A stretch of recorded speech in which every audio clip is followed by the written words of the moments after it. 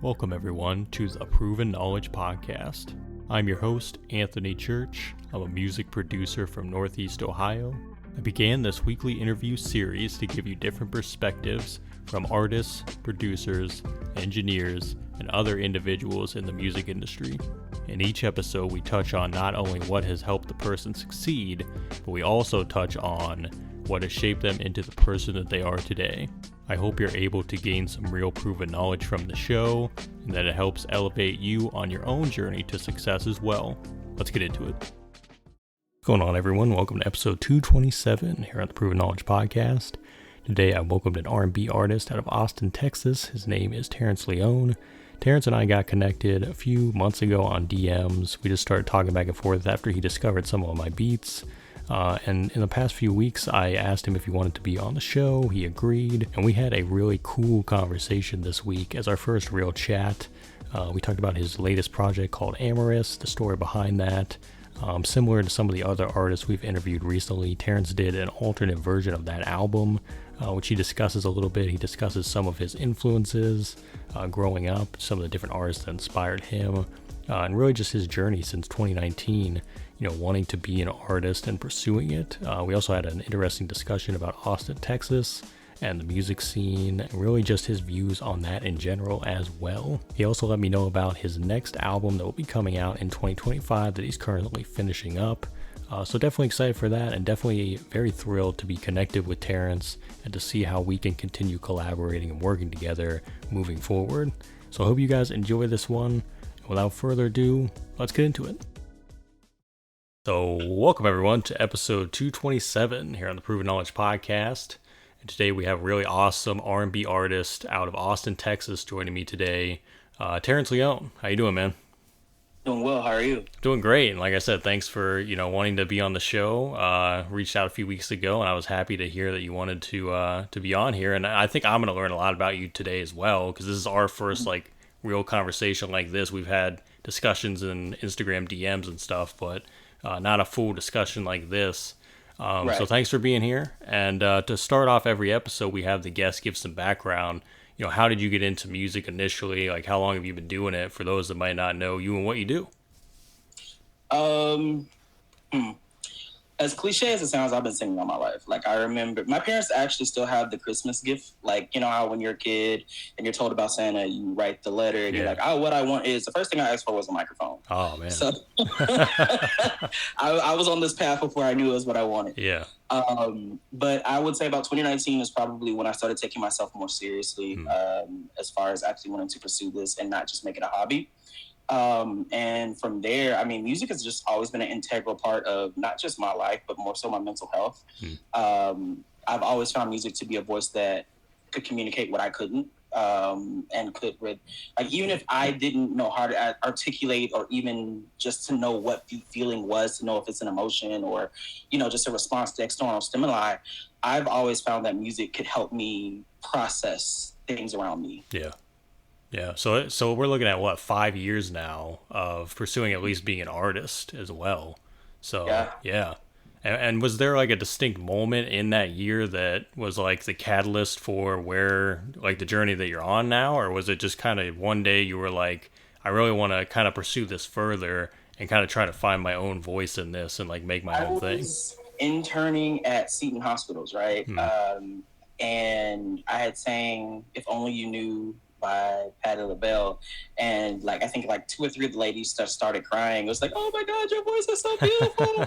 And I was just like, thank you, you're weird. But no, looking back on it, it was a sign that I probably should have taken more seriously and in earnest than I was, I would say, maturely able to process at the time. Yeah. But that was more so, I guess, a marker. It's every time that I've tried to get off of the music path, life has redirected me back to music in some way, shape, or form. It's almost like I don't really have a choice in the matter. Music chooses me even if I don't choose it. Yeah. It's like the universe is kind of just steering you in that direction no matter what. Yeah. So, and I think that's how I stop fighting it. Yeah, exactly. And I think that's how you're doing what you're called to do at the end of the day. And that's super cool that the signs have always been there as well. So I don't know how far back your releases go, your catalog.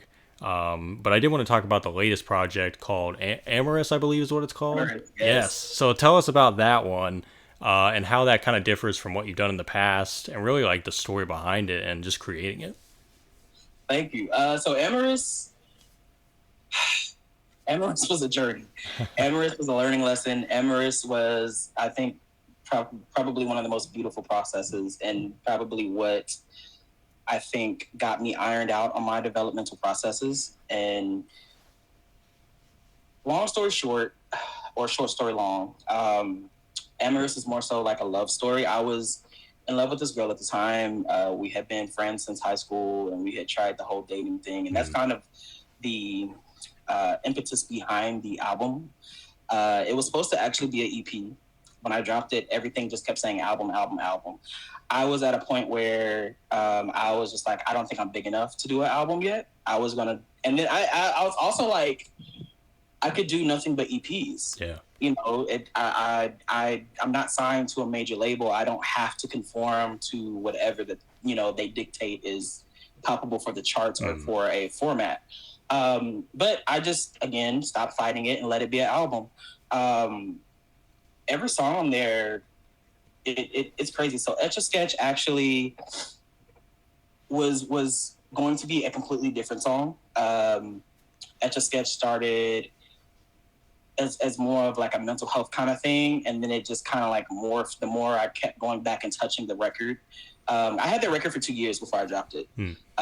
So I just kept touching, kept going back. I was just like, no, I don't like it. I can sing that better. You know, I can write that better. And even going back and listening now, had Tim Curry, R.I.P., he was my mentor and my business partner. Had he not told me to stop playing, because the best advice he gave me was this: you'll never have perfection. Yeah. You'll never have it. But can you live with the art 5 years from now? Can you live with the art 10, 20, 30 years from now? If I have to sing this song the rest of my life, can I stand there and proudly sing my song? And I was like, well, yeah, I'm at that point. Yeah. And he was just like, so it's ready for the market. And my whole thing was just like, once I release the album, it's no longer mine. It belongs to whoever interprets it and interacts with it. So I just wanted to make sure whatever interpretation that you might have, or whatever experience you might have with the record, rather, was at least would be enjoyable. Yeah, I would say, because even as a listener and consumer of someone who made the album, that each song means something different every time I listen to it. Yeah. And you did, am I right in saying you did a couple different versions of the album? Because I think you did last month, you put out like another version of it. Was it remixes or was it just bonus tracks? Like what version was that? I did a Nightcore version, and then I did a slowed and reverb. I wanted to do chopped and screwed. I'm from Texas. I love my culture. But I was not able to get a quality that I liked, or any of the mixes done within a time manner. That I was trying to make, so I just moved forward without it. Yeah, I'm definitely gonna have to check out that version, especially the most recent one you put out, because I've had a couple artists actually in the past couple months on this show.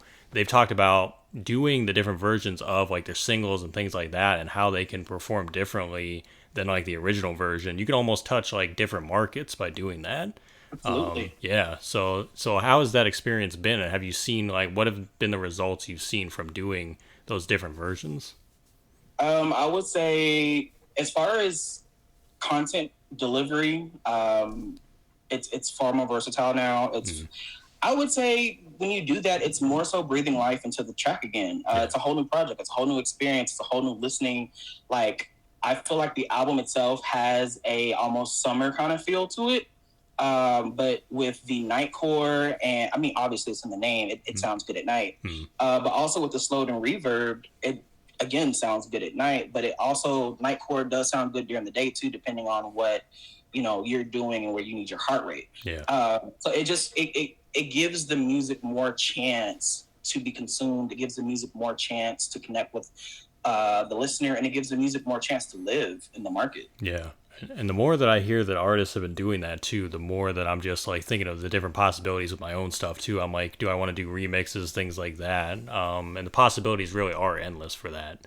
So congrats on the album, but congrats on doing that as well.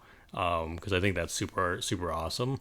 And I definitely want to touch on, I kind of want to backtrack a little bit. Sometimes I'll ask people influences, like who influenced them, things like that, depending on like the style of artist they are.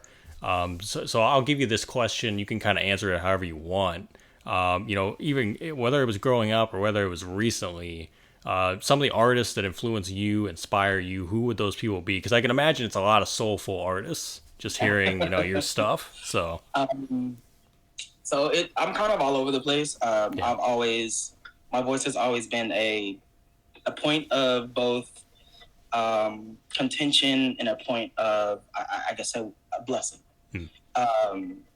As a guy, my voice sits higher than average, so I've always been like, But in that same vein, I was able to sing Shaka Khan. I was able to sing Patti LaBelle, Angela Winbush, like all those super high queens. I had the whistle register before my nuts dropped with puberty.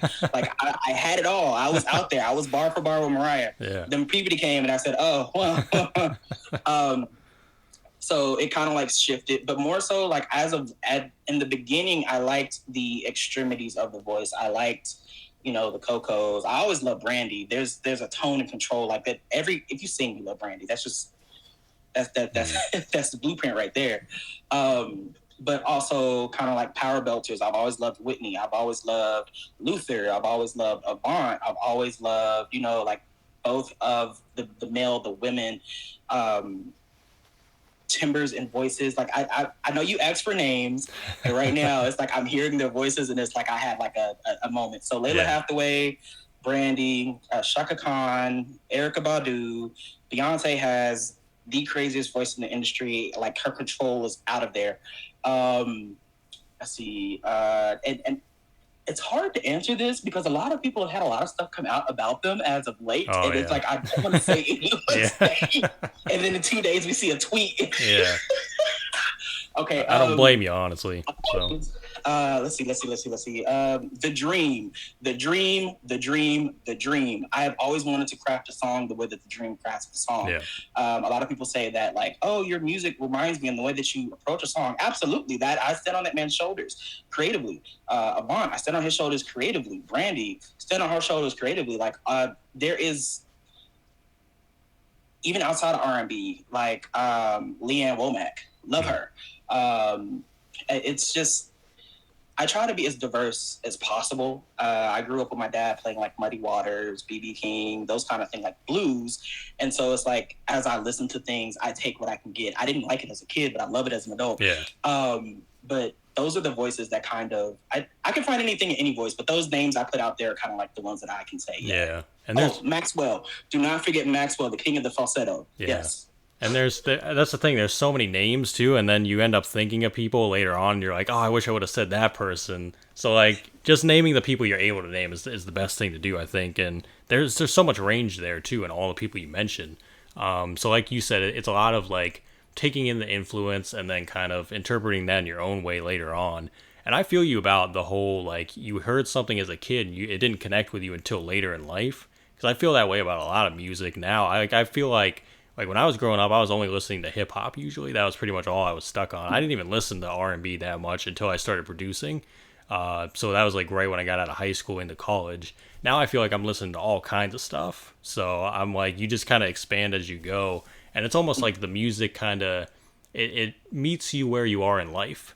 You know what I mean? Yeah. That's how I've always looked at it. Like you'll hear the right music at the right time based on like where you are at that point in your journey.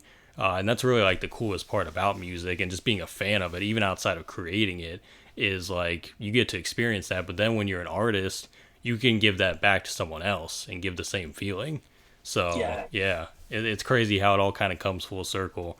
And we just look at like the people we've listened to our whole lives and we're like, wow, that's exactly what they're experiencing too.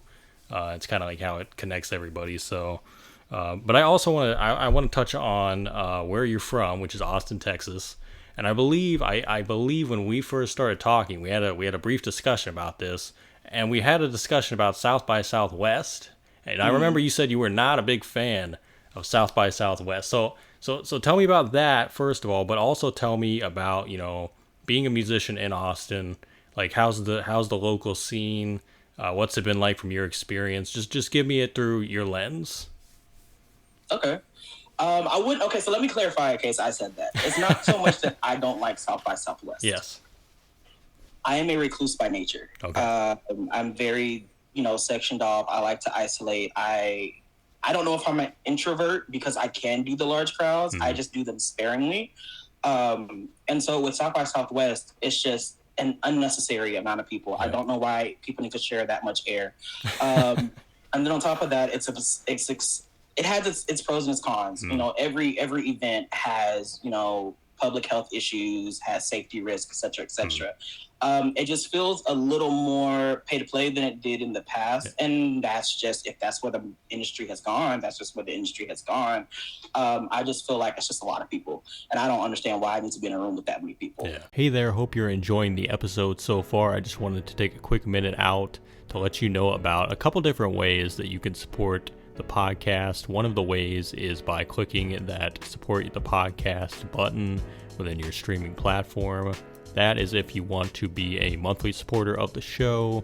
You can contribute either 99 cents, $5, or $10 a month. So that's the first way, and that's the more traditional way that we've had now for the last couple years. The other method that we actually just recently introduced is from our good friends over at Ko-fi. Ko-fi is a virtual tip jar. We have set our limit to a minimum of $10, but you can go make one-time, one-off donations. So if you visit ko-fi.com/the Proven Knowledge Podcast, you'll be able to donate. And all these different forms of donation go towards getting new guests every single week, getting potential sponsors on board to do giveaways, and overall just making the show better for you guys. So if you want to do that Ko-fi link, it's ko-fi.com/the Proven Knowledge Podcast. Otherwise, again, look for that support the podcast button in your streaming platform if you'd like to be a monthly supporter. And I just want to say thank you guys for your contributions. And without further ado, let's get back into the episode. I'm with you on that one, honestly, because I'm the same way. Large crowds or any type of like big show like that, even though I love music, it's like it'll take me a lot for me to like go to an event like that, because I'm just like, is it even worth it? But if I'm on stage, I would love that large crowd. Yeah. But as someone in the audience, I want y'all to go home. Yeah, exactly. And the thing about the stage is like it's yours. You know what I mean? You can own the stage at that point. So you're not in a crowd, like, especially if you're claustrophobic too. Because I've had experiences at shows where I felt like I was about to pass out because the people are just like this close to you. It's like, man, I can't do that. So yeah, I definitely. People rave. I have not. My friends have. I'm not really into EDM because I know EDM's like where that's primarily at. But yeah, I feel like I wouldn't have a good time personally. So I haven't gone post-COVID. Yeah. I feel like a lot of people are far too negligent with their personal health for them to care enough about mine to do something, that would make sense for me to live a little bit longer. Yeah. So I just personally am not interested in those or phone parties anymore. But I do know that there is a market for them. But also that's kind of one of the things, I think that kind of got me over my claustrophobia. And it's also why I don't like big crowds. There's no need to be that close to someone else. Yeah. I totally agree. I really do. So, and I bet you someone listening is going to kind of feel exactly what we're talking about too. I'm sure of it. So, but other than South by, like Austin as a city, like, do you enjoy living there and just being a musician in the city? Like, how has that been for you? I love Austin. Yeah.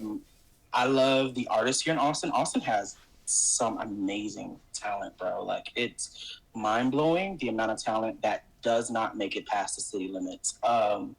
And I think Austin, for musicians, I know that we're allegedly the live capital of the world. Whether we still hold that title or not, I have no idea.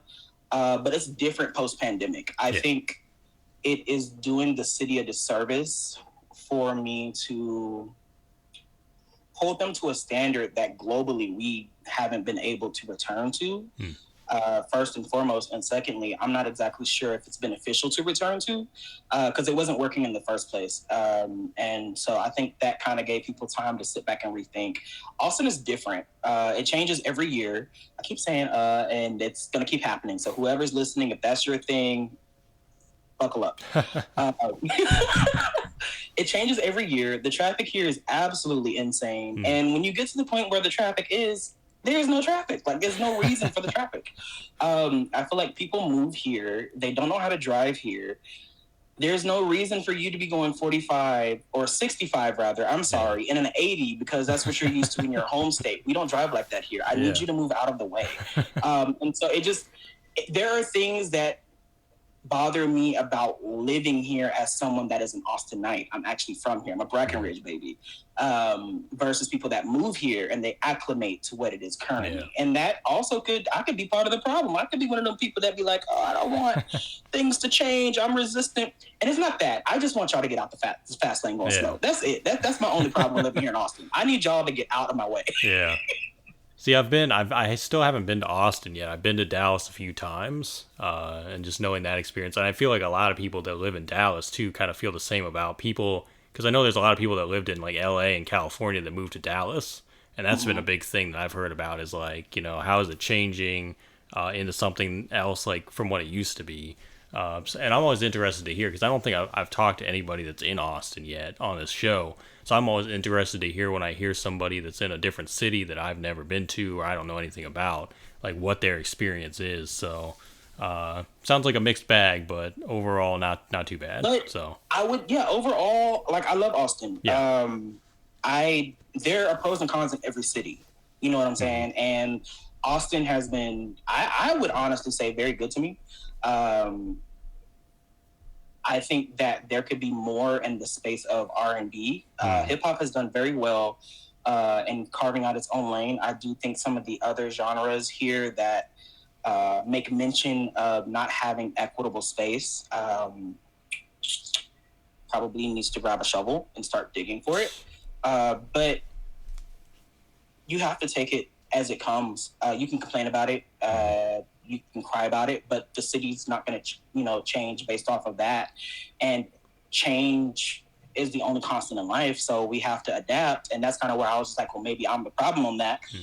Just some accountability there, but it just is what it is. Austin is a beautiful city. I love it for what it is. I love the hill country area. I don't like the allergies here, but there's pros and cons here. Yeah. And another thing I usually like to attach to that question is, who have you been working with, like fellow collaborators, anybody you want to give a shout out to? It could be locally or it could be elsewhere as well. I want to give a shout out, obviously, to RIP to Tim Curry. There would be no Terrence Léon without Tim Curry. He taught me everything that I know. I also want to shout out Ray Louise. I want to shout out, her name is Isa. Those two people, I can always ask for a question. Those are R&B powerhouses, by the way. I can always ask them questions and I'll get an answer and they'll be honest. I can send them a track and say, hey, what y'all think about this? And they'll let me know. I also want to shout out Kidda B, J Soldier. They are rappers, but they're very good people to me. And they do a lot in the city. And I feel like I should probably shout out some more people, and they're probably going to be mad at me. I can't do nothing about that because they're not crossing my mind right now. Yeah. Hey, it's just like the artists earlier. You might not think about them now, but they know who they are. I they trust know who them. they are. Yeah. I want to be very clear about the Austin community, artist community, that I have been exposed to has been very warm and welcoming to me. I do think that other people might have a different experience in that way. And that is unique to them. But I can say that I've had a positive experience in the opportunities that I wanted, because I'm the kind of person where I recognize that just because it's a good opportunity does not mean it's a good opportunity for me. Yeah. I want things that align with my goals and visions. So I pass up on a lot of things that everybody's like, well, why would you do that? I thought you wanted da-da-da-da. But it does not align with me. I've seen a lot of, peers do things because they were good opportunities that ultimately did not pan out to anything other than you just being on stage for 15 minutes. And that's great if that's what you want to do, but I really don't care to be on your stage if I'm not getting paid. I don't want anyone else collecting money. If I'm the talent and if I'm entertaining people, if I'm working in any capacity, I expect to be compensated, and that is something that not everybody feels equitable about. And I don't think that that's unique to Austin. I think that's globally, and I think that that's also who you choose to do business with. Yeah. Yeah. I love that. And it really comes down to just staying true to who you are and what you want to do, like you said. So, and I definitely admire you for doing that, because it takes a lot to be able to do that. Because like you said, how easy is it to just kind of conform to what somebody else's vision is, or what somebody else wants to do and what they think you want to do.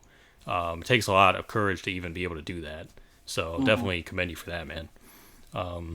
And I do want to ask, before we get into the final few questions, is there anything that you have planned coming up, maybe for the end of the year? We have a few months left in 2024. Any more music or shows or anything you want to let people know about?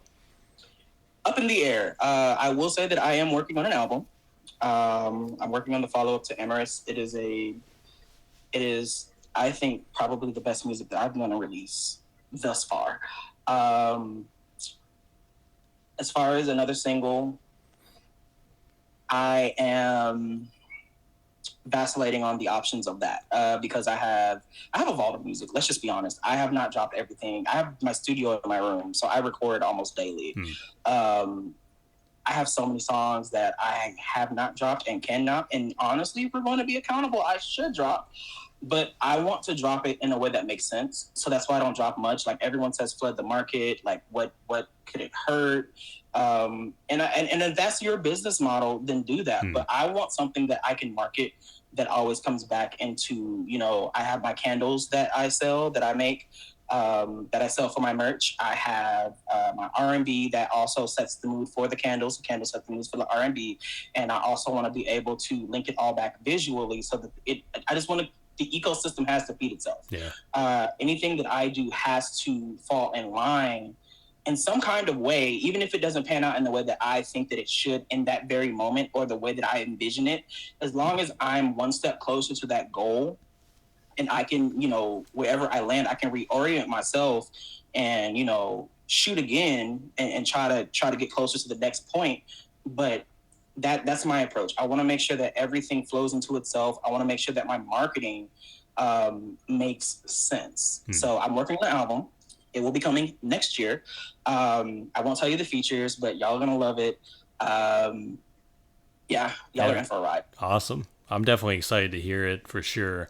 And I think that honestly goes back into what you said earlier about, if you make these songs now, are you going to feel good about performing them 5 to 10 years from now? It kind of falls in that same category of like, there has to be a little bit of like time, effort, and just care put into what you're doing. And like you said, that's every individual is different in how they approach it. But I feel like the people that, are able to withstand a career and like make it a real thing, they have that type of attitude. Is like, I gotta make sure it's right for me and what I'm trying to do. So I love that, and hopefully someone can hear that out there and take like a mental note of that if they're struggling with something similar or they're just trying to do something similar too. But I want them to know also, like, with doing that, there is a cost. You do lose out on certain opportunities or, certain avenues of maneuvering whatever your business is, for the simple fact that you are staying firm in your business principles versus doing what benefits another, so they would have better interest in doing something for you. And if you're okay with that, that's something you'd have to gamble and see if you're going to win or lose on that. That's all we do every time we come out in the morning. And always hope that you're surrounded by the right people too when it's all said and done, and the right people will be attracted to you and you're attracted to them, which is super awesome as well. So we're down to the last few questions here, and these are ones I ask on every episode, more life-related questions. The first one is, if you could go back 10 years ago, maybe give yourself a piece of advice, or maybe not change anything at all, what do you think you would do? I would give myself some advice to cut out certain business partners, return to some others. Definitely keep my money. I think we all have a rite of passage in this industry, but 10 years ago was definitely mine. Yeah. always great advice, I think, of all things you could say. So, and if we flip that then and we say 10 years from now, where do you think you envision yourself musically and in life? 10 years from now, I really do think that I'm still going to be making music because, again, if there's breath in my body and I still can hit the note and I can still write the song, because every song that I put out, I have written, then I'm going to do what I'm called to do, so long as I'm called to do it. But I definitely want to lean more into my artistry. I want to lean more into just creating better songs, better experiences. I want to write songs that are bigger than life. I think music is bigger than me, and I'm thankful to be a vessel for the songs that come through and for the opportunity to share it with the world. But I think that I could do better. I just want to always grow. I want to always proceed in a way that makes people that know me personally before, should I achieve or when I achieve all these great things, I want them to always be able to mention my name with pride and great reverence and just, know that I'm doing a better person, or I've always been a good person, rather. I'm decent. I'm human. And, but I just want to be deeper into my artistry. That's the only thing I know for sure. Deeper into my artistry. Hopefully, deeper into my artistry. Yeah. I love that. Honestly, that's incredible, man. And I know it's gonna keep evolving and keep elevating for sure. So, yeah. And do you have any final words of wisdom for the listeners today? Pick up a book. Read. People can tell you anything, but it's best to know for yourself. And if you trust, always verify. I do that with everybody. Know your contracts. Know your deliverables. Get you an accounting class. It sucks, but we have to wear every hat now. There's not really... You can build a team, but you should still be able to, audit that team. You should be able to know if that team is doing what they're supposed to do. And the only way to know if their team is worth, working with and paying is to know what they're doing. And the only way to do that is to do it yourself in some capacity, or at least learn on it. So if this is what you want to do, learn about the industry you're trying to join. That's the advice I would give myself 10 years ago before I went through what I went through. And that's the advice I would give to anybody that, whether you're 19, 2 years old, or 99, if you want to get into this, just know what you're getting yourself into. Yeah, absolutely. That's gems right there, honestly. Dropping gems, man. Well, Terrence, I got to say again, thanks for coming on the show. That's all I have for you today, but, I'm going to be on the lookout, like I said, for the new project. And I'm sure me and you will be connected on some other stuff too real soon.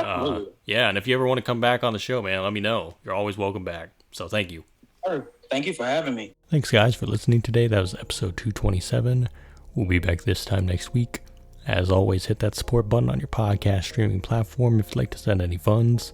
And don't forget to tune in on twitch.tv/AnthonyChurch24 for more exclusive content every Tuesday at 6 p.m. Eastern Time. But until next week, we'll see you then. And thanks, as always, for listening.